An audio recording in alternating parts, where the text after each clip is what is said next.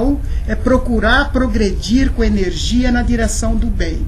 Não é desafiando o mal, porque o mal é arquetípico. O mal tem tanta força quanto Deus. Olha, bem ou mal, né, a gente diz que Deus é bem e o demônio é mal. Quer dizer, na visão junguiana, bem e mal são as duas faces de uma mesma moeda, porque o inconsciente não discrimina bem e mal. Então ele tanto faz que a gente siga o bem ou que a gente siga o mal. Quer dizer, a gente com os nossos valores, né, com a nossa cultura, é que tem que ter uma opção, uma compulsão pelo bem. E todos nós temos, por causa do cristianismo, uma compulsão para o bem. Então a gente tem que combater o mal. Só que tem que ter regras precisas para vencer o mal. Não pode desafiar. Se você desafiar a carteira de cigarro que você vai fumar durante o dia, ele vai te vencer sempre. Então, olha, os orientais, né, os sábios orientais dizem, a melhor maneira de combater um vício ou o mal, seja ele qual for, é praticando o bem. Então, em vez de desafiar o vício, vai lá e começa a praticar esporte, corre, nada, faz qualquer coisa. Quanto mais tempo você ficar dedicando ao bem, menos tempo você se dedica para o mal. Chega uma hora que isso se equilibra e o bem pode vencer. Tá?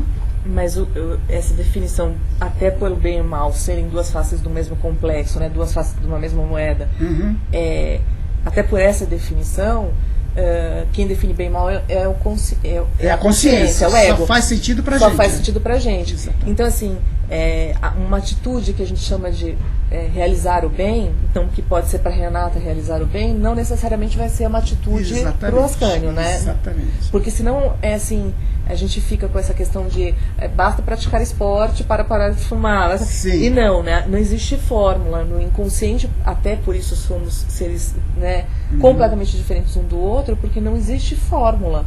Não existe o bem para mim.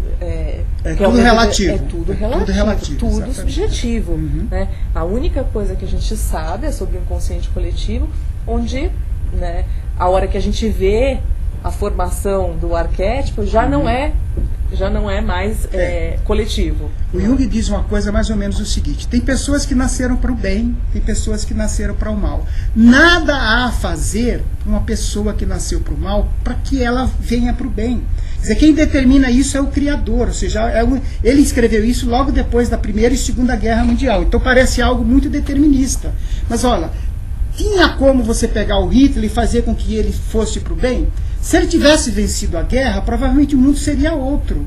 Né? E o que é bem e mal hoje seria completamente diferente. Claro que a gente, né, que venceu a guerra considera que o nazismo é o mal, mas tudo isso é muito relativo. O Jung, às vezes quando eu estou dando aula sobre individuação, causa uma polêmica muito grande. O Jung, o Hitler se individuou para o mal. Claro. Ele seguiu o caminho dele. Exatamente. Então existem forças no inconsciente que são maléficas e existem forças benéficas. É o ego, a consciência, que tem que discriminar e escolher o que ela quer. Tá? Mas e se eu nasci com a tendência para o mal, será que não dá para eu virar do bem? É meio complicado, porque as forças do inconsciente são grandes demais. Né? Mas, por exemplo, se a gente está falando de um complexo onde existe bem e mal, por que eu teria uma tendência, vamos supor, para o mal, né, e não poderia viver a outra face do complexo, que é o chamado bem, se mal e bem é só uma definição da consciência e não é uma definição da consciência, só que a gente vive nesse mundo de valores da consciência, né? E a gente tem que o inconsciente quase não é levado em conta na cultura que a gente vive. Então, quando eu escolho alguma coisa do mal, eu pago por aquilo. Né? E quando eu escolho alguma coisa do bem, eu sou valorizado por essa coisa do bem. Inclusive, na nossa cultura, as pessoas só se sentem mais felizes. Olha, as últimas pesquisas no campo da psicologia, são os americanos que vêm fazendo sobre a felicidade, diz que todas as pessoas nascem com uma determinada nota. Por exemplo, tem pessoas que nascem com a nota 5, 6, 7, 8. Né? Quem nasce com a nota 7, se ganhar na Mega Sena acumulada, vai para 9 só por 60 dias. Depois volta para a notinha básica dela, desde criança, de ser de 7. Se tem um acidente e perde a perna, de 7 ela baixa para 5, só por 60 dias. Depois volta para a notinha básica dela de 7. Agora eles descobriram que a única coisa, isso pode ser cultural, mas eu acredito que não é só cultural, a única coisa que faz você aumentar a sua nota e permanecer lá em cima é a alteridade, você fazer o bem para o outro. E não é nada cristão isso, a pessoa não precisa ser cristã, de amar o próximo como a si mesmo. O fato de se negar e fazer o bem para o outro aumenta o grau de satisfação, de felicidade, de uma maneira tremenda. Então, se você fizer o bem de uma maneira bem concreta, durante, a cada 2 meses, aquilo te coloca num patamar de felicidade maior do que se você querer ser o cara mais rico do mundo. Entendeu? Entendo. O difícil para mim é entender o que a gente está falando de fazer o bem para o outro. É a própria pessoa que sabe. Então é uma definição minha do que é fazer bem para alguém, e isso vai me trazer mais felicidade. Não, porque não necessariamente o que eu acho que faz bem para alguém está fazendo bem realmente para aquela pessoa. Tá. A gente pode partir de um princípio mais geral, tipo, o egoísmo é considerado na nossa cultura como algo mal, o altruísmo é considerado como algo bem. Né?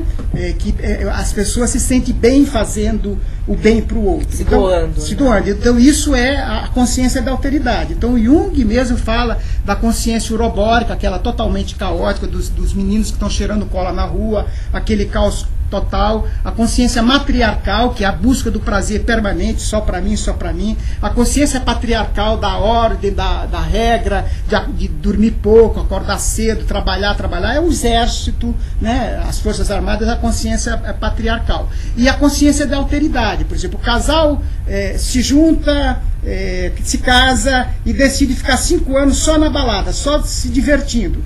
Enquanto eles estão fazendo isso, eles estão numa consciência matriarcal, de busca de prazer.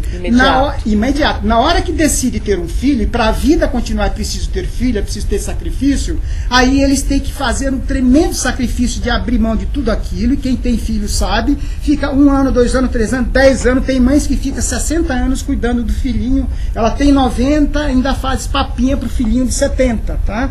Então, porque elas estão contaminadas por esse arquétipo materno. Então, a consciência de alteridade é uma consciência superior à consciência patriarcal ou matriarcal. Né? Dentro desse conceito, a gente está sempre...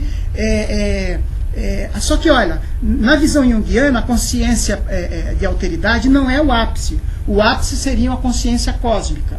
Ou seja, eu não estou nem aí. Seria mais ou menos isso. Ou seja, eu estou totalmente...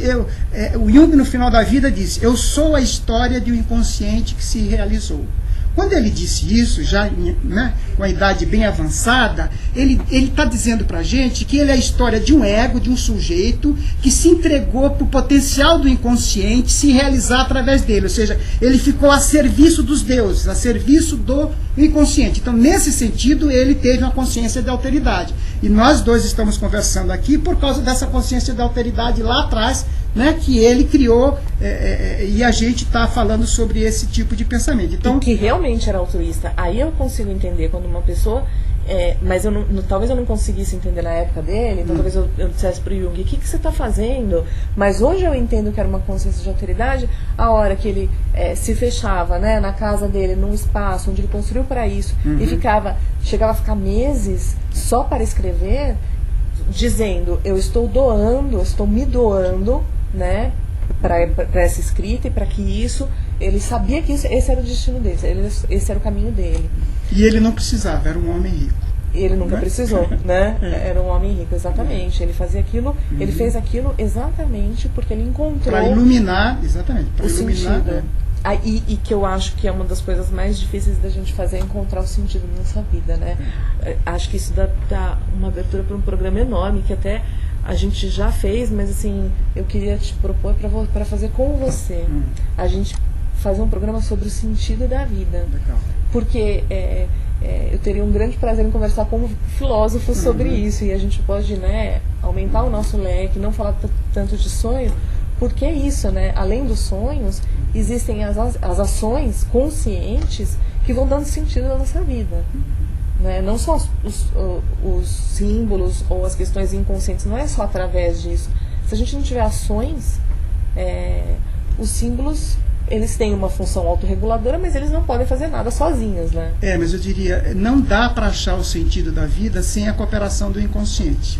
O sentido da vida está no próprio destino que o inconsciente determinou para a nossa vida. Na hora que eu aceitar meu próprio destino, eu já encontrei o sentido da minha vida. Tudo que eu quero hoje, na altura dos meus 58 anos, é realizar aquilo que eu tenho para realizar ainda. Não quero mais nada. Tá? Então, o sentido é fazer a coisa certa a cada dia. Só hoje, só por hoje. Né? Só por hoje fazer a coisa certa. Se eu conseguir, se eu viver até os 80, se eu conseguir dizer, puxa, né, dos 60 até os 80, eu consegui, melhor do que antes, realizar esse meu destino. Então eu estarei cumprindo. E não precisa ser um destino grandioso. Né? O fato de você aceitar a existência como ela é, isso já é o maior presente que você pode ter e que você pode dar para o mundo. É difícil, né? Exatamente. Aceitar a existência como ela é uma das coisas mais difíceis e que a gente mais treina no ser humano que vai nos procurar, né, durante anos. Aceitar a existência exatamente como ela é. Que é a frase do Jung, né? Aceite seu destino, né? De boa ou de má vontade. Você só tem essas duas opções. Então que seja de boa vontade. Eu queria falar do teu curso de sonhos. Eu tenho certeza que tem muita gente que se interessa por isso. Inclusive eu estou babando por esse curso. Quero muito conseguir fazê-lo. Para quem quiser saber mais, entra no site, é muito legal o site do curso, é www, que o curso vai ser dia 10 de 11, começa dia 10 de 11 de 10 agosto, ou 11. ou 10 ou 11 de agosto, começa o curso, mas dá uma olhada aqui no site, está tudo explicadinho, é www.cursodesonhos.com.br, sonhos no plural, né? Curso de sonhos. Cursodesonhos.com.br. Quem tiver dúvidas também pode escrever para o webdivan@altv.com.br. É curso presencial, não é online, tá? É curso presencial, exatamente. Importante esclarecer. Mas entre no site, que é muito bacana o site. As coisas, assim, muito legal, realmente o curso. Muito legal o seu trabalho e foi um grande prazer falar de sonhos com você. Prazer enorme meu também. Espero que você não demore mais 4 anos para voltar ao WebDivan. Eu espero. Que no próximo a gente se reconheça logo de cara. Né? Pode convidar. Queria agradecer a presença de todos vocês no WebDivan.